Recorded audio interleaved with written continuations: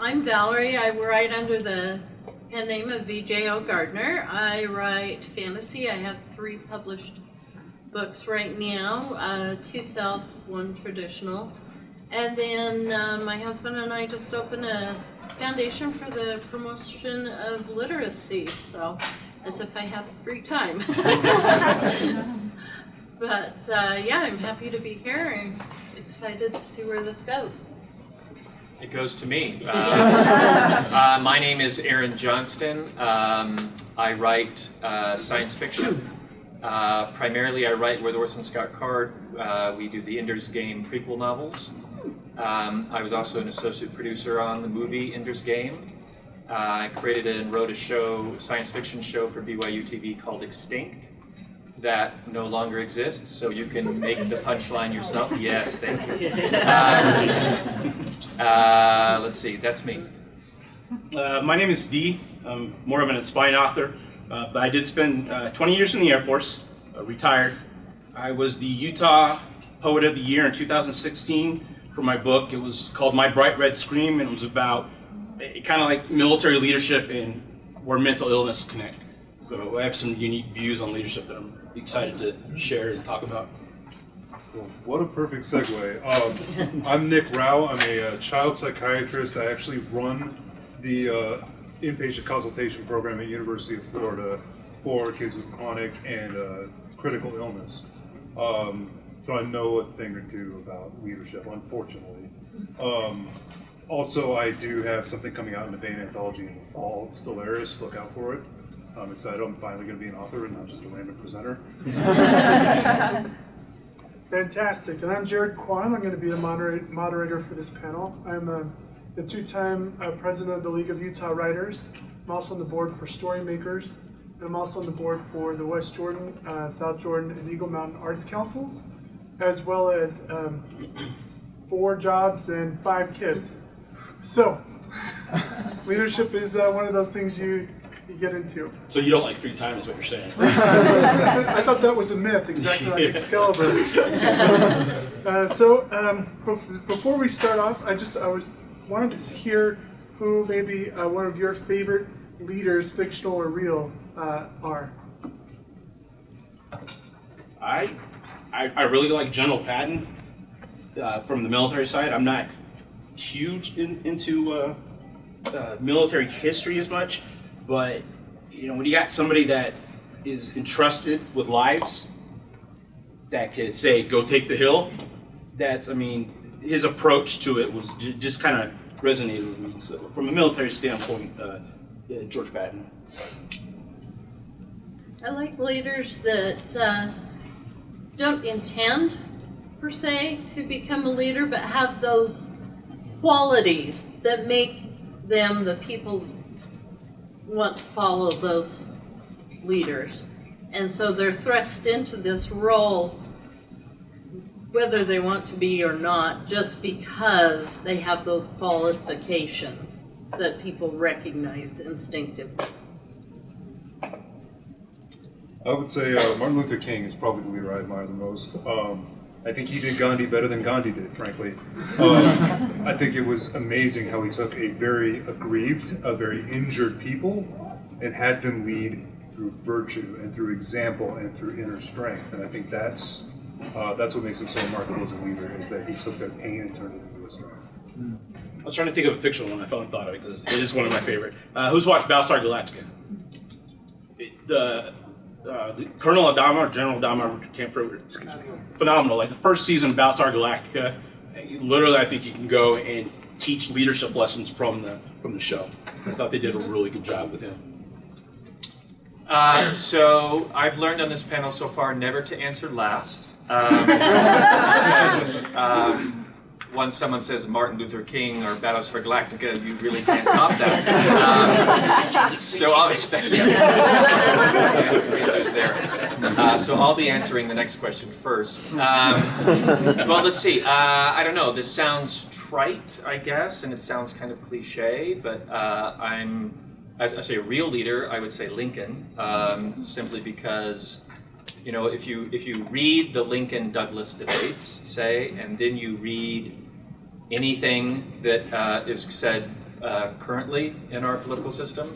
You see a stark contrast. You know, I think Lincoln made some egregious mistakes and got a lot of people killed, but he saved a lot of people as well. As far as fictional characters are concerned, I think the reason why I stick with the series I do is because, I mean, as a reader, not as a writer, is because I'm fascinated by the leaders. I'm a big Lee Child fan. I don't know if anybody here reads Lee Child, but I particularly like the early Jack Reacher novels because that's when he's a military leader and a brilliant one at that. Fantastic. Quan is Lord Vetinari, if anybody's read any of the Discworld stuff, holds together a city of nonsense with pure leadership. So let's start off by asking, first we'll go with Aaron. Oh, sure, thank you. Martin Luther King. Probably should have gone Mother Teresa. Mother Teresa. What makes a good leader or mentor? Wow, that's a loaded question. So a lot of things. I think about, right now, Scott and Card and I are writing the Ender's Game prequel novels, and this is a critical consideration as we construct these novels because one of the principal characters in Ender's Game is someone by the name of Mazer Rackham, who is kind of the wizened mentor for Ender and who teaches him real leadership and strategic command. And in these prequel novels, the biggest question that I've asked myself is, okay, how does someone become that person, right? How does someone gain those attributes, acquire that wisdom and experience? And it's been an interesting exercise for me because I think, I'm curious to hear what everybody else has to say, but I think one of the critical attributes of good leadership is compassion. And empathy, and being able to consider your subordinates as human beings and understand their struggles and trials. That's why I think, and I'm curious to hear everyone's, particularly Deezy as a veteran, it's oftentimes the sergeants at the sergeant level where you see great leadership, because the higher in rank you go, the more detached you become from the men and women over whom you have command. They become resources. They become resources instead of human beings. And so that's why you see, at the lieutenant level, that's where you see real military brilliance and command, because they have a deep comprehension of the sacrifice that they're putting their men and women into service to commit. So that's a long-winded answer to say I think a critical attribute of great leadership is compassion and empathy. Perfect. You've heard of the term trust fall? You have to be trustworthy. Where I kind of keyed in on the importance of leadership, I think I'd been in about 7 years. I was in Korea, and I was having a discussion with an officer. Now, I don't remember what we got to this point because I had such an epiphany at that point. So I'm just going to generalize the conversation. Something that was just general knowledge. Okay, dogs don't lay eggs. Okay, so we're kind of debating about that. And he's like, Sergeant Rigg, I'm a lieutenant. Dogs lay eggs. My mind about exploded. This person is responsible for my life if we're out in the field. He can go tell me to take the hill, and I have to obey his orders because he's an officer of the military. Do I trust him after hearing he thinks dogs lay eggs? No. So as a leader, you have to be trustworthy because people are going to look to you in stressful situations, and they're going to follow your lead. I always told my troops, don't freak out unless you see me freaking out, and I'm not going to do that. You'll never see it happen. So to me, it has to be somebody that's trustworthy. Yeah, I think you, more than humility, you can't be entitled to your command position, and that's really important. When I started my job, I was the first child psychiatrist that had ever been attached to the hospital in like 20 years. There wasn't a lot of trust in me, there wasn't a lot of belief in what I was going to be doing. And technically I could force the issue because I was in charge of mental health for the hospital. But how do y'all think that would have gone? Not so well. You got to show up, you got to be seen, you got to let people see your qualities for what they are. If you show up and just try to act like a hotshot and prove that you should be their leader because of your strength, they're just going to dismiss you harder because that's a form of aggression. That's not trustworthy. One thing about leaders is that as a person, they have self-direction. They know, they have an opinion about, right versus wrong, what needs to change, and they're not afraid to forge their own path. And that's part of what makes people follow them, is that they're not just going with the crowd. They're saying, this is wrong, and I'm going to do this instead. And all of a sudden, they find themselves with people following them. And I know in the military, you don't get to a leadership position without, in a way, that happening. And my son's in the Army Reserve, and he said, you never call a sergeant sir, because they work for a living. And so it's very important to remember a leader works. A leader doesn't just sit and tell people to do things. A leader works, and he or she has to understand the lives of the people in their care. I kind of want to just tag on to that. Bad leaders get promoted because sometimes it's just book knowledge. Just because you read a book and you're smart doesn't make you a good leader. The term because I really focus on leadership. It was just a very big thing for me in the military because I wanted my troops to have that trust in me. And it's buy-in. Your troops have to buy into your agenda, your leadership style. Exactly. They need to know that if they come to you with a problem and you're going to take that problem, the empathetic approach, or if they have an improvement. I don't know how many times I saw troops that would go to their boss and say, hey, I think we can do this a better way. No, we're going to do it this way. That's not buy-in. Your troops are not going to buy into that agenda. So.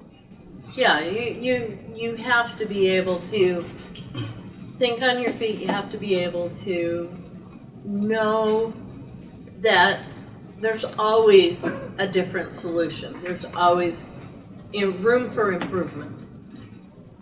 There's also a certain type of boss that sees people who bring problems to them as the source of the problem. There is a certain type of boss that does not want to hear there's an issue, and they will kill the messenger. And that's a quick way to become not so much. I always told my troops, if you come to me and tell me something sucks, you better come to me with a solution or some ideas. Exactly. Don't come to me and tell me something's horrible and just expect me to, trip over trying to fix it. Bring me a solution. And that, again, that's the buy-in, and that's empowering your troops in lower levels to go out, think critically, and once you give them the bigger picture, that's all they want. They want to know that they're involved in the bigger picture of the scheme of life.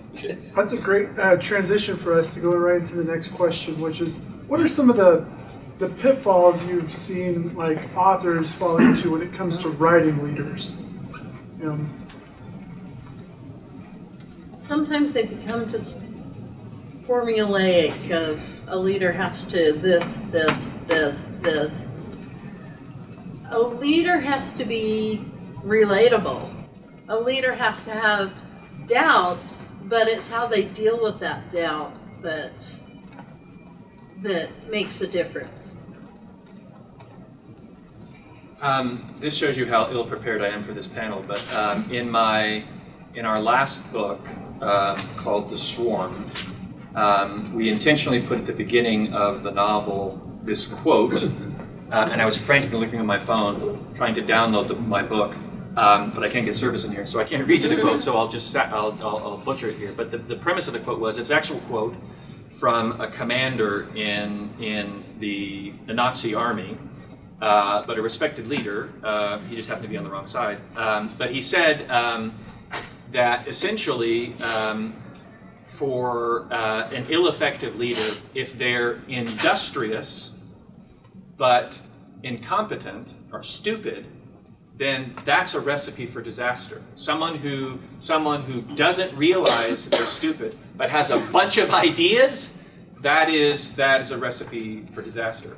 And really, this was good leadership and ineffective leadership was kind of the crux of our series, because it's military science fiction, and it's really analyzing why we are almost destroyed by an alien species, and the reason is because of poor military leadership. Because, as Dee mentioned, you have people that are promoted to command because they're willing to stab everyone else in the back, or they're willing to remove subordinates who they feel threatened by, right?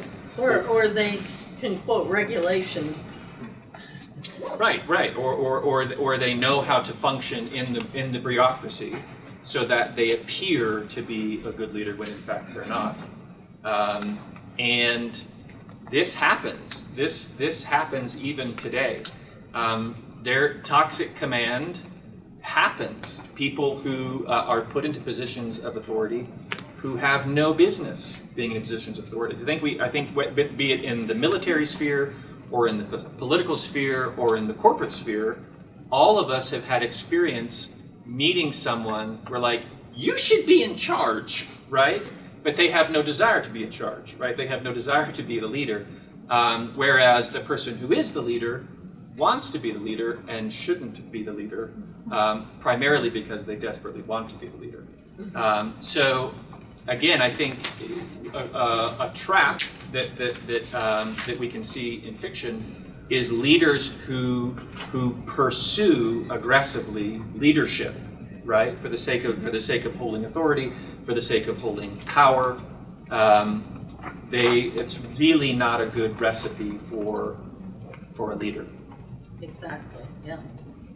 I think a lot of leaders that are written in books, there's so much information out there about leadership theory, that as a writer, sometimes they approach it, and if they don't have that experience with it, they're really just going to kind of pick and choose, and they write a cookie cutter leader that doesn't have any depth. There's personality traits that go along with being a good leader. One of the ones that I always focus on was being dynamic. You just have to have a dynamic personality. Again, I'm going back to buy-in, but there's the confidence that your troops have that you're making the right decision. And I thought what you brought up about people that just want the power and the leadership ultimately fail. Sometimes what you see in the military is you have a leader, but then you have somebody that's in charge, and then you have a leader. Okay, this person's putting orders down to this person, but this person realizes, okay, this isn't right. Let me fix what I can fix, and then go down. And they're the leaders, and unfortunately, their leadership gets those people in charge promoted. It's just one of the ways of the system. I'm going to bring up two tropes that I see a lot of in fiction and in life that are problematic. And the first one is the idea that the leader actually has to be the best at whatever the group is doing, be that military or otherwise. The leader's the best fighter, the best shooter, the best whatever. That's leading and doing are actually separate things. You have to be good at it, you have to be competent at it, but you don't have to be the best one in your group at it to be the leader. And the second one is the idea that great leaders have to progress up a certain ladder, and if you're a great leader at one level, you need to go up to the next level. Different levels of structure and different levels of organization lend themselves to different leadership styles and to different types of leaders.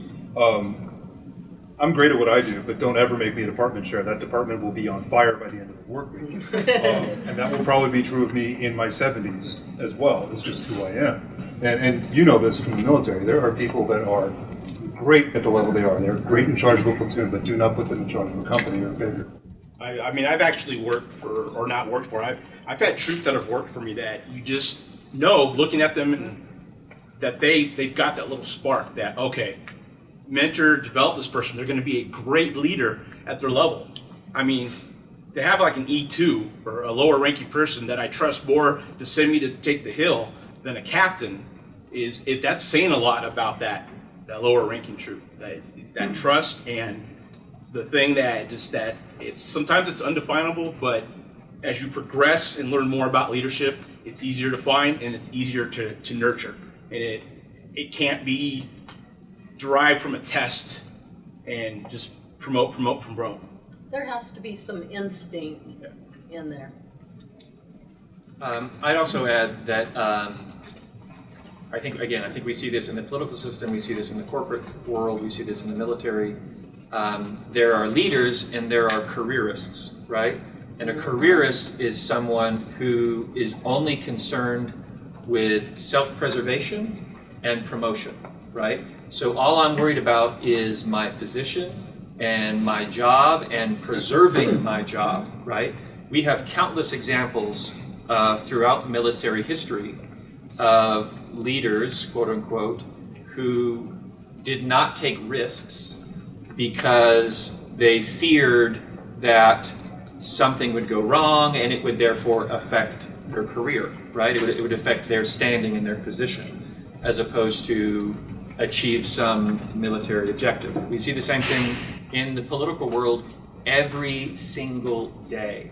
We have people today in the news who are supporting things or not supporting things because they know it will preserve their position in Congress or wherever, right? That's why they make their decisions. They don't make their decisions based on the needs and values of the electorate. They make their decisions based on how can I get reelected?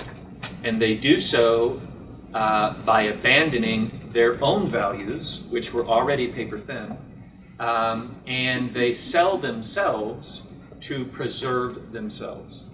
Those are not leaders, and yet we continue to elect them.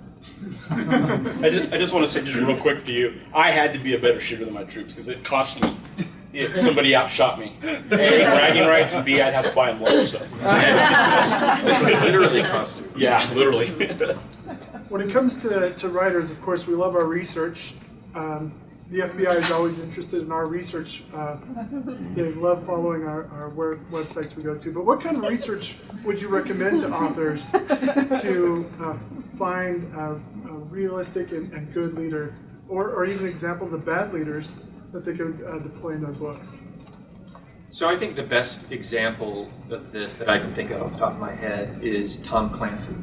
Tom Clancy was insane about the level of research that he conducted within the military, within the political system, within the private. I mean, this is a guy who, I remember picking up. Actually, the first Tom Clancy book I picked up was a book. It was a nonfiction book about what it's like to be on a submarine. Right? He wrote a whole book on what it's like to function inside a submarine. And it was not a story, it was hard facts. He wrote another book on tanks or something that I found. And this is a fiction writer, right? This isn't a military historian.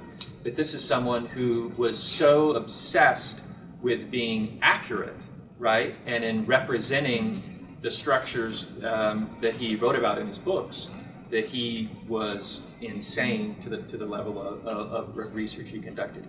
If you're for example, for our last book, for again military science fiction, I interviewed a lot of veterans. I've never served in the military, but anyone who has a story to tell, as I'm sure Dee can substantiate.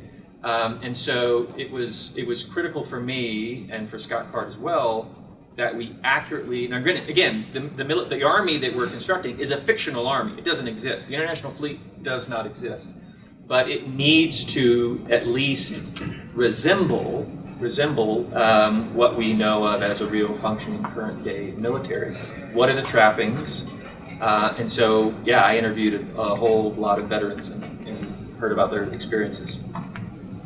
Yeah, definitely pick a great leader and a poor leader in a similar field and read about them, research about them. What were their triumphs? What were their failures? And what led to those?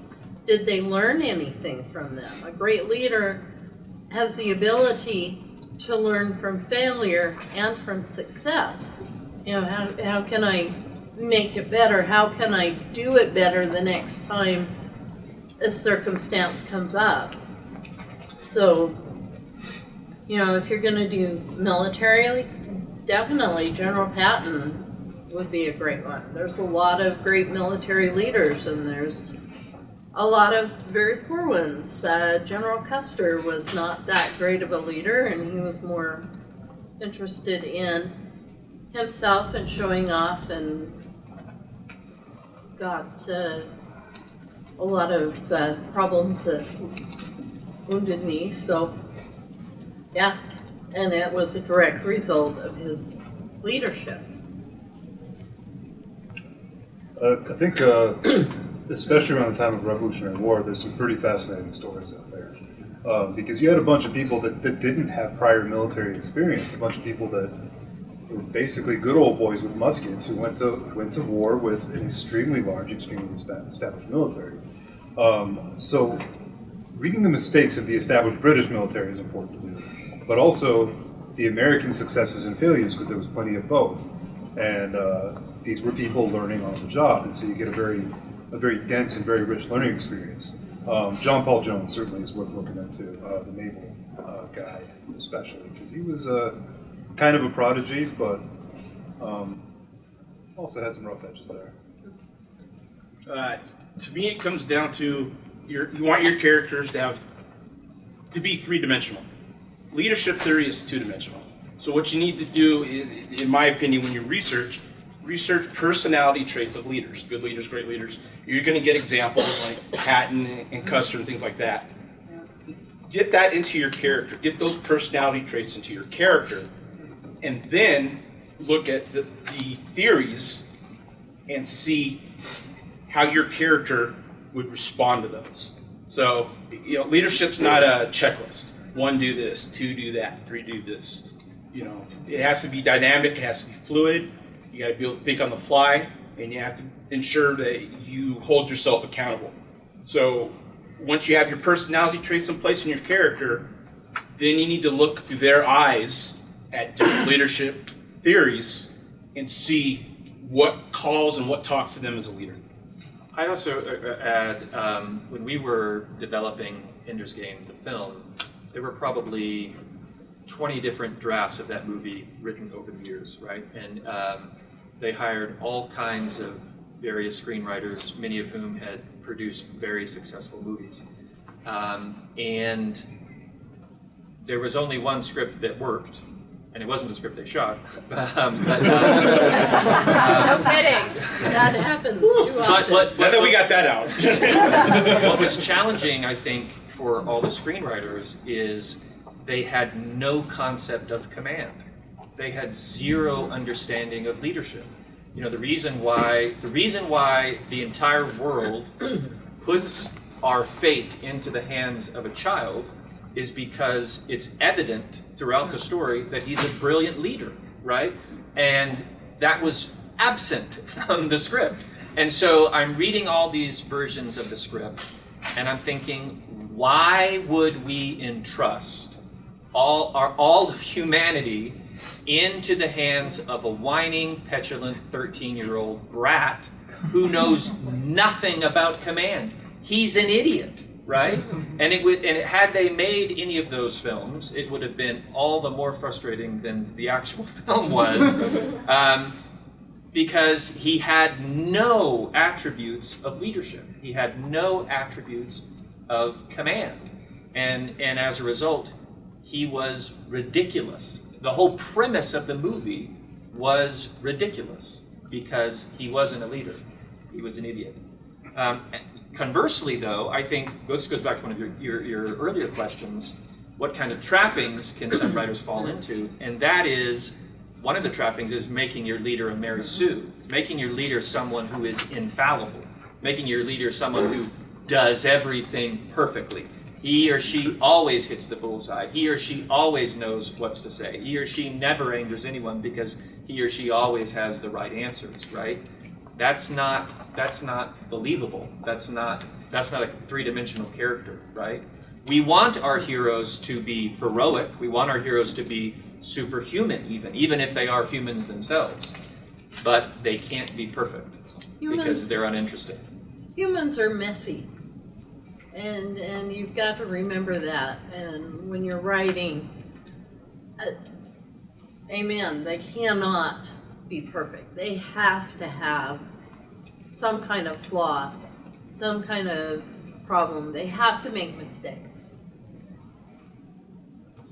One of the things I'd recommend, like there's the Journal of Robert E. Lee and the Journal of just forgot his name. Grant. Martin Luther King. Grant. But they published them in the same book together. You could read the two journals of the two guys who fought right against each other and hear their thoughts and their personalities. So you get to start to understand the mindset of the leaders as they're making decisions against each other inside the same conflict. A lot of the leaders write biographies. For Patton, one of my favorite books is a book that's called Patton, Montgomery, and Rommel, which takes all three of those leaders and examines what they were able to do and what they weren't able to do with resources or manpower or what everybody thought was greatness. Now, let's open this up to questions. I'm very curious to hear what you have to say. So, this was touched on a little bit, but what about the flaws of leaders, the darkness, their bad qualities? How do you use this in fiction for both good and bad realistic leaders? I would say it has to be a learning experience. It's a conflict, because if you have a perfect leader that can just save the world and you know that, there's no conflict, there's no story there. But if you have a leader that's flawed, that's your main character, you has to be able to learn from that flaw, overcome it, which is the conflict, to get through the story. Leadership is not a 4-year degree. I just learned leadership. I got a degree in leadership. It's a lifelong learning. You're always going to keep learning from experience, from reading. I just quickly, I would also add, it really depends on who this person is a leader of, right? Is this, and why are they in the position that they are, right? Darth Vader is a leader, right? He's a leader of an army, but he's got serious issues, right? And so I think it just depends on, it's really so not so much a study in leadership as it is a study in character development, and how you want this person to be three-dimensional and interesting. If you ask most kids, well, I should say most, if you ask a lot of kids who their, especially boys, who their favorite character in Star Wars is, they will tell you Darth Vader, and he is a murderer, right? So I really think it depends on who this person is a leader of, why they're a leader, what the context of their leadership is. That will influence all of the decisions you make as a writer as you create them in their world. Do their flaws make them more endearing, or does it make them despise that you don't connect with them? But I'd also add, just one more thing, I'd also add that, sorry I keep adding, but it's also important to remember that whoever your character is, they are the hero of their own story, right? Even if it's the villain. Darth Vader is the hero of his story. He sees his own actions as heroic. So if you're creating a leader specifically, they better believe in what they're doing. They better they better have a motivation that they're committed to. My question is related to that, actually. What if your story arc is a person who is not a leader, needs to become a leader? What are some of the conventional things that would happen in that kind of a story? A lot of leadership is learning. So if you've got your character and he's got these traits, he has to be able to use those traits, realize he has those traits to be a leader. So I mean, that would be, just in my opinion, the source of the conflict there. Yeah, I'm not a leader. I think it was you that mentioned it earlier. There are people that rise up in situations that weren't leaders, but a situation presented itself, a leader failed, and they had the personality, stepped up, and led. So. Well, it's one of the weird things about officers, right, is that, so you're training to be a leader, but what are you training to be a leader of, right? And so I'd argue that actually that's a much more natural arc into leadership is, I'm just trying to do something, and now all of a sudden I find out that the only way to do this, or to do something else entirely else, is that I have to become a leader. And so I think that's actually very natural, and that's actually the decision point. It's the, crap, I just wanted to do this job. I can't do this job unless I get these other people to do these jobs. How do I do that?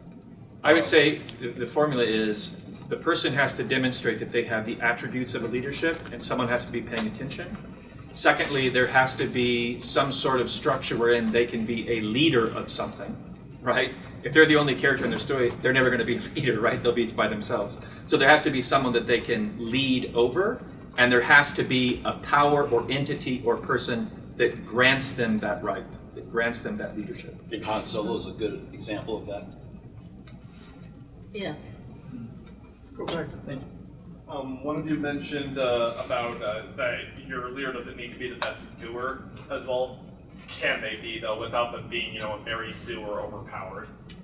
As long as they're not a jerk about it, yeah. As long as they're not Yeah. what? A jerk about it. Yeah. I mean, my service is all trainees under me. In fact, one's in the audience. So I better be the best of the people that I'm leading, but just don't be a jerk about it. Yeah, and some of it is that maybe you're the best at it, but as a leader, you were training your underlings so that they can be very good at it and, maybe even surpass you. So it's a matter of you have to be good at it, or at least good enough to be able to train others. I think also your question raises a great aspect of leadership that we haven't discussed, which is I think that a great leader recognizes the talents of the assets he has at his disposal, right? So a great leader, particularly a military leader, is going to use all of the people within his platoon or his company to the best of their abilities, right? We see this all the time in heist movies, right? There's a guy that cracks the safe. There's a guy that's the hacker. There's a guy that's that's the distractor or whatever, right? A good leader recognizes the talents and abilities of his subordinates and uses them to their utmost potential. The converse of that is that's actually something you see in insecure leaders, especially in the civilian side, especially in medicine, is that they will actually try to prevent people with specific talents from getting to show off those talents. So you have someone that's particularly good at PTSD, all of a sudden they're never getting PTSD cases. Or you have someone who's really good at research, well, you make sure they never have research time. And that's actually a mark of an insecure leader, is hiding the talents of their people under them so that they don't look bad by comparison. Because they feel threatened. Let's go over here at the blue. Yeah.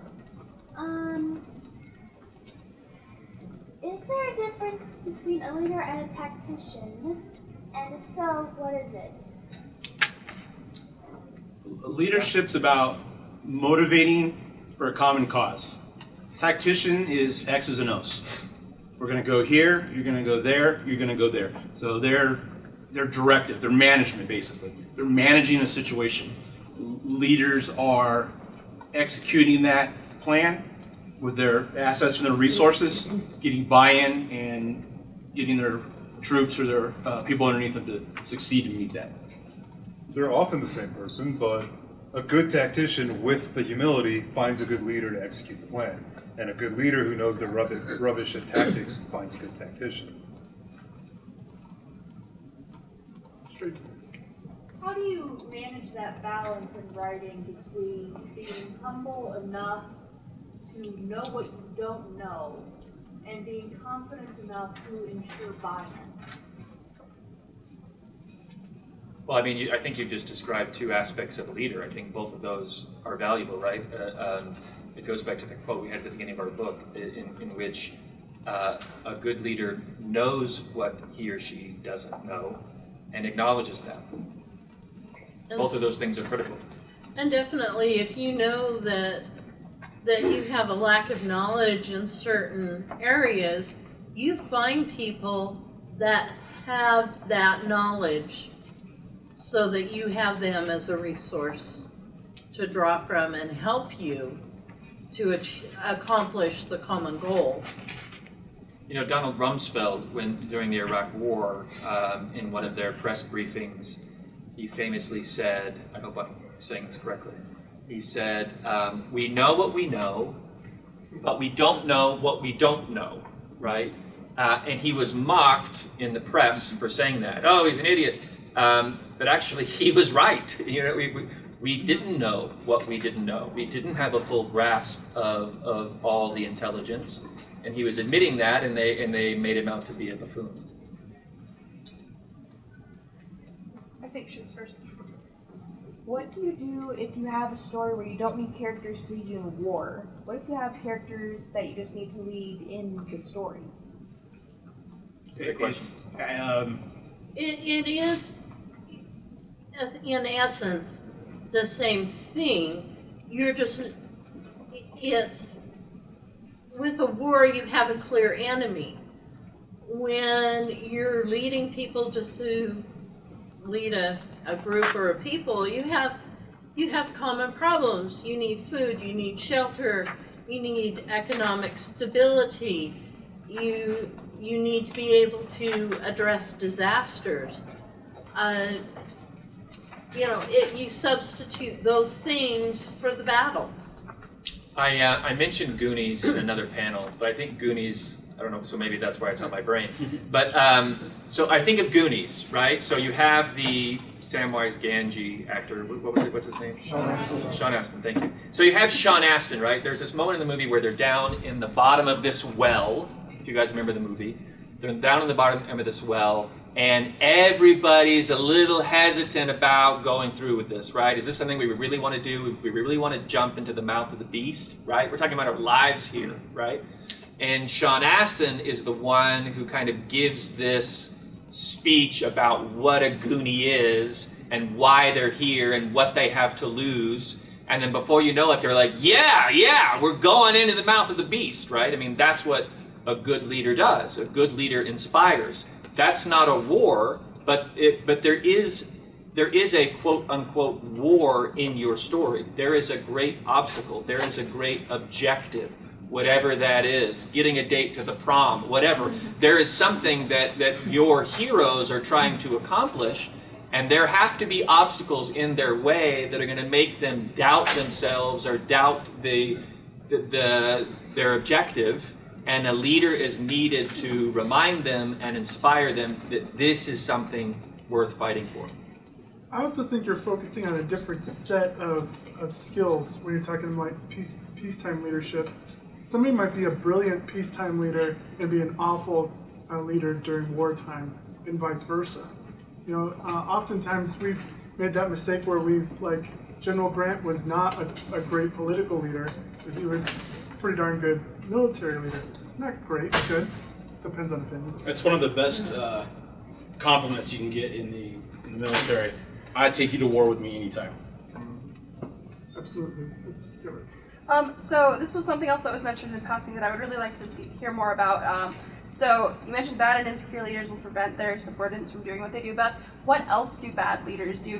Bad realistic leaders, because I feel like that's a good way to look at what good leaders would do in comparison. A bad leader will try to do everything themselves. They fear delegation.